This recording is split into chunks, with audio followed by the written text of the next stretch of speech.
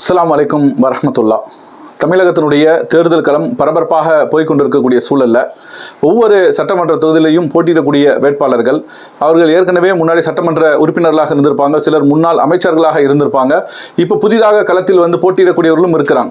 எல்லோரும் பார்த்தீங்கன்னு சொன்னால் ஒவ்வொரு பகுதிகளிலையும் மக்களோடு மக்களாக நாங்கள் இருக்கக்கூடியவங்க, நாங்கள் ரொம்ப சாமானிய மக்கள், ரொம்ப வந்து மக்களுக்கு தேவையான உதவிகளை எல்லாம் எந்த நேரமும் நாங்கள் ஓடி வந்து செய்யக்கூடியவங்க அப்படின்னு சொல்லி வியாபார தலங்களுக்கு போகிறாங்க. அங்கே உள்ள ஹோட்டல்களில் போய் ஹோட்டலில் செய்யக்கூடிய வேலைகள் எல்லாம் தோசை சுடுறது, இட்லி சுடுறது, இந்த மாதிரியான வேலைகளை செய்கிறது. சில இடங்களில் போனால் விவசாய நிலங்களில் போய் இறங்கி நாங்கள் விவசாயிகளோடு ஒன்றோடு ஒன்று இணைந்திருக்கிறோம், நாங்கள் ரொம்ப சாதாரண ஆட்கள் தான், உங்களை மாதிரி தான் அப்படின்னு சொல்லிட்டு விவசாய நிலங்களில் போய் நாற்று நடுறது, இப்படி சாமானிய மக்கள் செய்யக்கூடிய ஒவ்வொரு வியாபார தலங்களையும் அவருடைய தொழில்களையும் இவர்கள் கையில் எடுத்து அதையெல்லாம் செய்து காட்டி வாக்கு சேகரிக்கக்கூடிய சூழல்கள் எல்லாம் பார்த்து கொண்டு இருக்கிறோம்.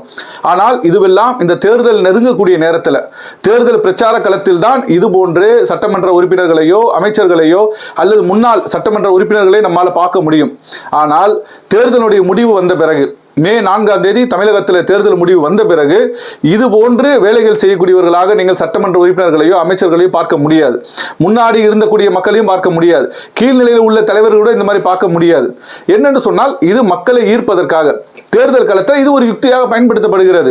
ஆனால் இறை தூதர் நபிகள் நாயகம் ஸல்லல்லாஹு அலைஹி வஸல்லம் அவர்கள் ஆட்சி தலைவராக இருக்கிறாங்க.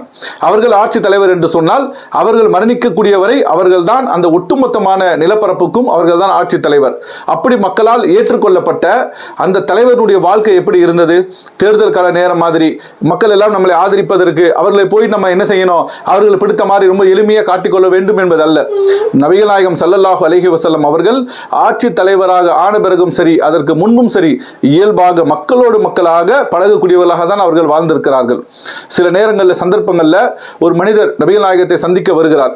அவரிடத்தில் உட்கார்ந்து பேசும்போது அவர் பயத்தோடு அமர்ந்திருப்பதை நபிகள் நாயகம் பார்க்கிறாங்க.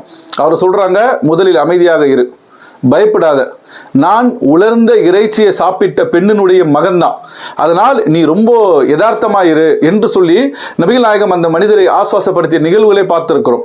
அதே போன்று நபிகள் நாயகத்தினுடைய பிரச்சாரத்தை செவிமடுத்த சிலர் வெளியூர்களில் இருந்து என்ன பண்ணுவாங்க, மதீனாவிற்கு வருவாங்க.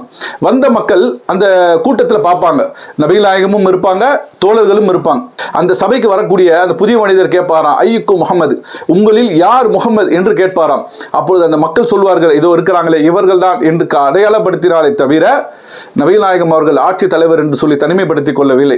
அவருடைய ஆடைகளை கிழிந்ததை அவர்களே தைத்துக் கொள்வார்கள். அவருடைய காலணி பிஞ்சு இருந்தால் அந்த சேதத்தை கூட அவர்களே சரி செய்து கொள்வார்கள். இப்படி வீட்டிலும் சரி வெளியிலையும் சரி மக்களோடு மக்களாக அவர்கள் பழகி இருக்கிறார்கள், வாழ்ந்திருக்கிறார்கள். கடைசி நிலை வரை நபிகள் நாயகம் அப்படிதான் இருந்திருக்கிறார்கள். இப்படி எல்லா காலகட்டத்திலையும் மக்களோடு மக்களாக எளிமையாக தங்களுக்கு என்று பராக் சொல்வதற்கு ஒரு கூட்டமோ தங்களை சுற்றி பெரிய ஒரு பாதுகாப்பு வளையத்தையோ பெருமைப்படுத்தக்கூடிய எந்த ஒரு நிகழ்வும் நபிகள் நாயகத்திடம் எக்காலத்திலும் இருந்தது கிடையாது.